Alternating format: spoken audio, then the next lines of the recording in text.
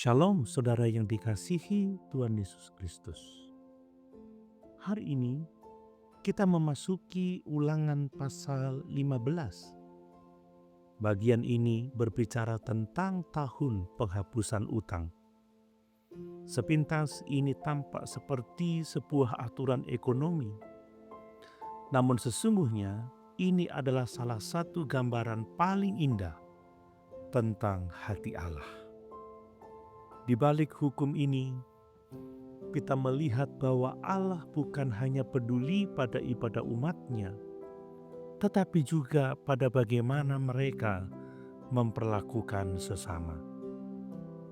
Dengan kata lain, kerohanian yang sejati selalu terlihat dalam kasih yang nyata.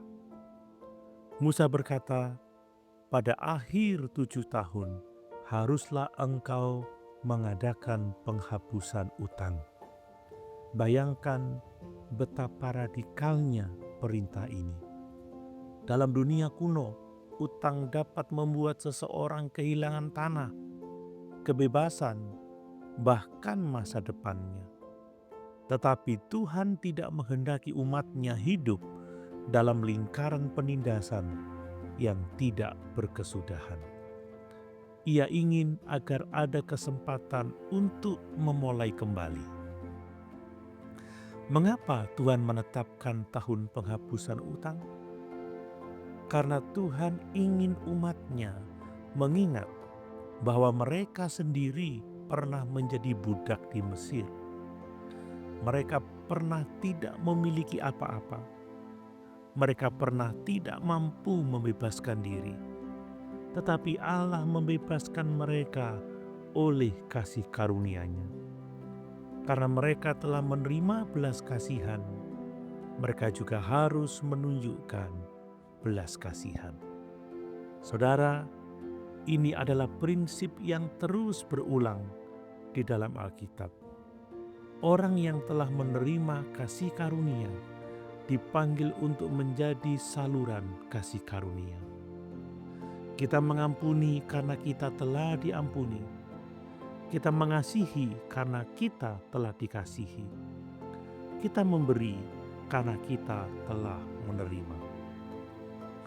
Namun Musa mengetahui kecenderungan hati manusia. Karena itu ia memberikan peringatan yang sangat praktis.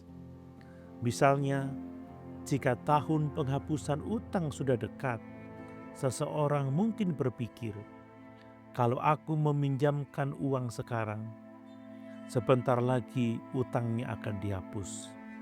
Lebih baik aku tidak usah menolong. Ini logika dunia. Menghitung untung rugi, menghitung resiko, mengutamakan kepentingan diri sendiri. Tetapi Tuhan berkata, janganlah engkau menegarkan hati ataupun menggenggam tangan terhadap saudaramu yang miskin. Perhatikan dua ungkapan itu. Hati yang keras akan menghasilkan tangan yang tertutup.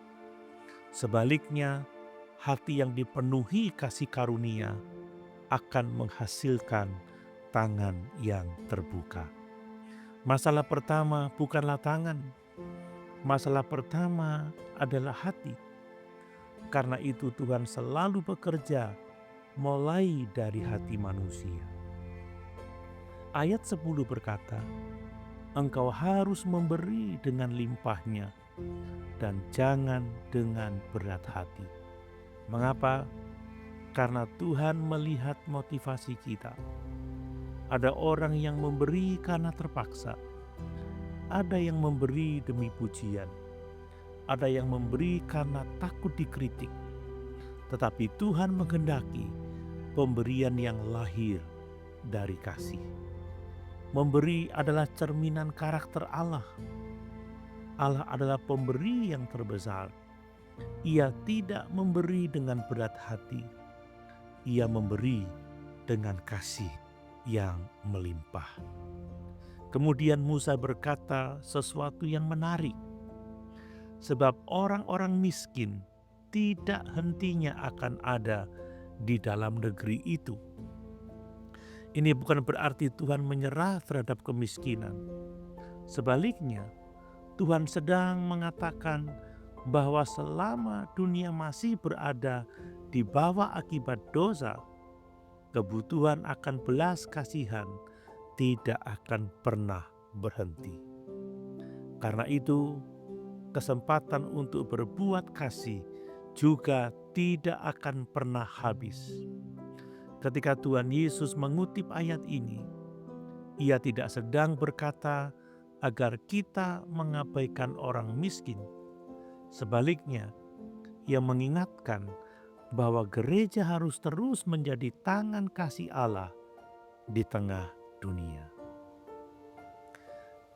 Saudara, hukum tentang penghapusan utang ini akhirnya menunjuk kepada sesuatu yang jauh lebih besar. Masalah terbesar manusia bukanlah utang uang. Masalah terbesar kita adalah utang dosa. Tidak ada seorang pun yang mampu melunasinya. Semua usaha manusia tidak pernah cukup. Namun di kayu salib, Yesus melakukan apa yang tidak dapat kita lakukan. Ia menanggung hukuman dosa kita. Ia menghapus surat utang yang mendakwa kita. Rasul Paulus menulis dalam Kolose pasal 2 ayat 14 bahwa Kristus telah menghapus surat hutang yang mengancam kita dengan segala ketentuannya dan meniadakannya dengan memakukannya pada kayu salib. Betapa indahnya Injil yang tidak mampu kita bayar, telah dibayar lunas oleh Kristus. Kita dibebaskan bukan karena jasa kita. Kita dibebaskan karena kasih karunia-Nya. Karena itu, orang yang sungguh-sungguh memahami Injil akan memiliki hati yang murah hati.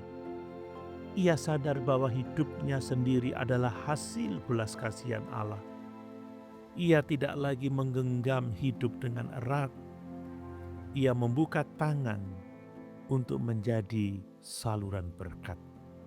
Renungan hari ini mengajarkan bahwa Allah adalah Allah yang membebaskan dan memulihkan.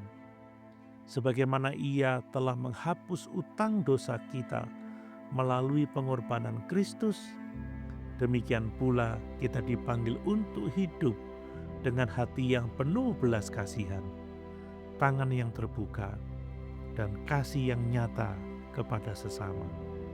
Injil tidak hanya mengubah hubungan kita dengan Allah, tetapi juga mengubah cara kita memperlakukan orang lain.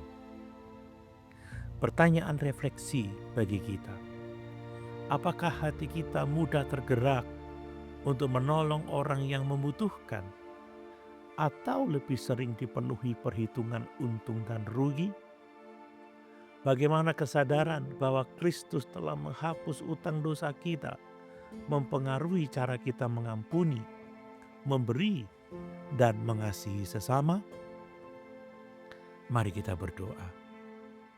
Bapa yang penuh kasih, terima kasih karena melalui Yesus Kristus, Engkau telah menghapus utang dosa yang tidak mungkin kami bayar.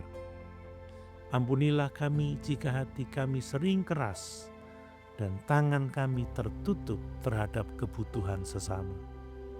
Ampunilah kami jika hati kami sering keras dan tangan kami tertutup terhadap kebutuhan sesama. Penuhilah kami dengan kasih karunia-Mu, sehingga kami menjadi pribadi yang murni hati, mudah mengampuni, dan suka menolong.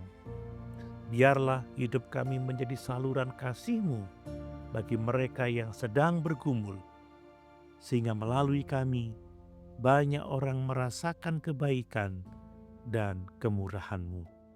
Di dalam nama Tuhan Yesus, kami berdoa. Amin.